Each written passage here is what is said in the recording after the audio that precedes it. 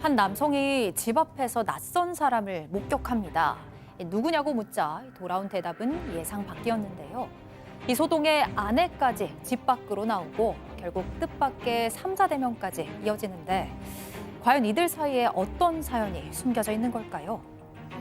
자, 오늘은 아내의 마지막 양심을 믿고 싶다는 한 사반 가족분의 제보네요.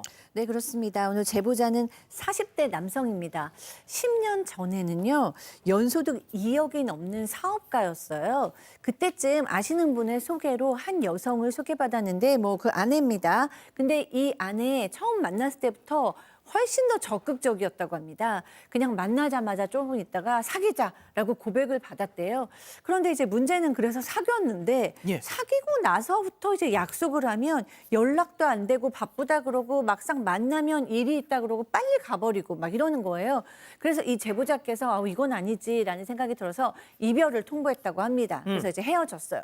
그런데 한 달 후에 이 여성이 즉 그 아내죠. 와서 뭐라 그러냐면 나 임신했다. 우리 관계 잘 이어가고 싶다. 이렇게 연락을 하는 거예요. 제보자는 고민이 많이 들었지만 결국에는 이게 운명인가 보다 싶어서 결혼을 결심했다고 합니다.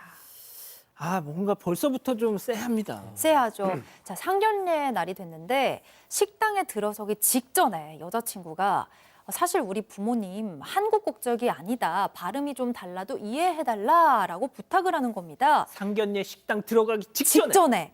알고 보니까 여자친구의 가족들 외국 국적인데 오래전부터 한국에서 일을 하면서 살고 있던 가족이었습니다. 여자친구가 한국어를 너무 자연스럽게 구사해서 전혀 의심조차 한 적이 없었다고 해요. 이 제보자 일단 당황스러운 마음을 움켜잡고 바깥에서 줄담배를 피우다가 안으로 들어갔는데 자, 예비 장모가 이 제보자를 보자마자 아유 우리 사위 하면서 막 반기는 거예요. 분위기가 이러니까 제보자도 국적이 대순가 싶어서 일단 마음을 내려놨대요. 그런데 이야기를 좀 하다가 이 장모가 갑자기 신혼 분위기 좀 내게 아이는 수술을 해라 이런 말을 했다고 합니다. 제보자 아이 때문에 결혼을 하는 겁니다. 단호하게 말씀을 드리고 거절을 했습니다. 이야, 보통 이렇게 혼전 임신을 하면은 아이가 정말 복댕이다, 축복이다 이렇게 하는 게 보통 아닌가요? 자, 우여곡절 끝에 첫 딸이 태어났습니다. 그 순간 제보자의 마음에 작은 의심이 피어났습니다. 직접 얘기 들어보시죠. 첫애가 좀 많이 빨리 태어나갖고 제가 의사한테 그랬거든요. 예정일보다 2달 빨리 태어났는데 그럼 애가 작아야 되잖아요. 근데 애가 되게 컸어요. 그래갖고 개월수가 안 맞는 것 같다. 근데 의사는 정상이라고 그냥 이렇게 그냥 얼굴 보고 말더라고요. 그것도 유전자 검사하는 것도 웃기고 그냥. 자, 그러니까 8개월 만에 태어난 팔싹둥이 치고는 너무 좀 자이언트 베이비 같았다. 예. 그때 아이가 3.5kg였다라는 거예요. 웬만한 만사각이보다 훨씬 더 튼튼해 보였다라는 거예요. 그러니까 이게 개월수가 맞나 싶을 정도의 상황이 될 수밖에 없었고, 그러면서 조금 더 또 희한한 일이, 이상한 일이 있었다고 합니다. 집 근처에 탈색한 머리가 좀 왔다 갔다 하더라는 거예요. 그래서 뭐 하시는 사람이냐고 그랬더니 여기 여자친구 사는 집이래요. 이렇게 얘기를 했다랍니다. 무슨 소린가 싶어가지고 아내를 불렀대요. 근데 아내가 딱 나오자마자 제가 왜 당신 여자친구예요? 나 이 사람 아는데요? 이렇게 얘기를 하니까 또 남성이 아무 말도 안 하고 고개를 푹 떨군 채 그냥 떠났대요. 찜찜하긴 한데 그 애도 좀 어리고 애 키우느라고 또 정신없어서 잊혀졌답니다. 일단. 쎄합니다. 자, 더 문제가 생깁니다. 더 문제는 아내의 사치였어요. 제보자가 매달 한 수천만 원 돈을 많이 벌었어요. 그래서 생활비도 넉넉하게 500만, 600만 원 줬는데 문제는 그 돈으로 명품 같은 것들을 많이 구매를 했다라고 하고요. 생활비 모자란다면서 추가금을 요구하기도 했다고 합니다. 그래서 다툼도 있었는데 육아도 사실 다툼이 좀 있었다고 해요. 그래서 좀 얘기를 좀 하면 아내가 당신 지금 소리 지르냐? 아동학대를 신고할까? 라고 딸 못 봐! 이렇게 협박을 했다고 하고요. 또 사과를 하면 정말 나한테 미안하면 외제차 사줘라고 황당한 요구를 또 했다고 합니다. 부부싸움하고 화해하면 외제차 내나. 예. 야. 화해 못하죠. 일반인 같으면. 자, 장모도 옆에 와서 집에 상주하면서 문제를 일으켰는데 입버릇처럼 계속 그 얘기를 했대요. 사이카드 원 없이 좀 써보자! 라고 말을 계속 했다고 합니다. 자, 그런데 말이죠. 월 소득 연소득 2억이 넘게 이렇게 잘 나가던 이 사연자 남편 사업이 기울기 시작했습니다. 네, 그 이후가 저는 개인적으로 너무 안타까웠는데요. 일단 장모는 제보자의 면전에 대고 이래서 한국 남자는 안 된다. 애초에 내 나라 남자랑 결혼을 시켰어야 됐다. 이렇게 막 바뀐 모습을 보이면서 이 남편을 막 이 남자 제보자분을 비하를 하고요.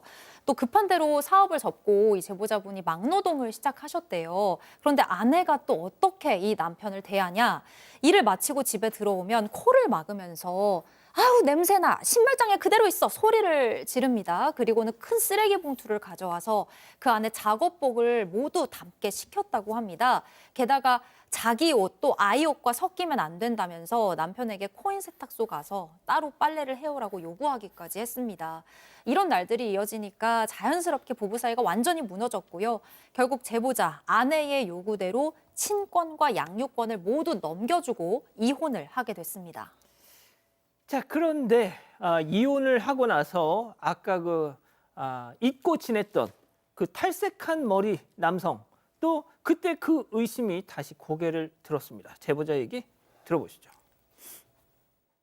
알고 봤더니 저 바로 만나기 전에 다른 남자랑 살다 왔더라고요. 말로는 뭐 두세 달 지나서 만났다는데 제가 봐도 그건 아닌 것 같고요. 그 남자랑 헤어져서 저 만나러 왔던 것 같고, 그리고 솔직히 실명할까봐 제가 그 유전자 검사를 안 맡겼었거든요. 역시 또 그렇게 흘러가는 것 같네요. 맞습니다. 이혼할 때는 3년만 한 150만 원씩 양육비 달라고 하다가 그래서 잘 줬는데 또 3년이 지나니까 사정 바뀌었다면서 돈 더 달라고 요청을 했다고 해요.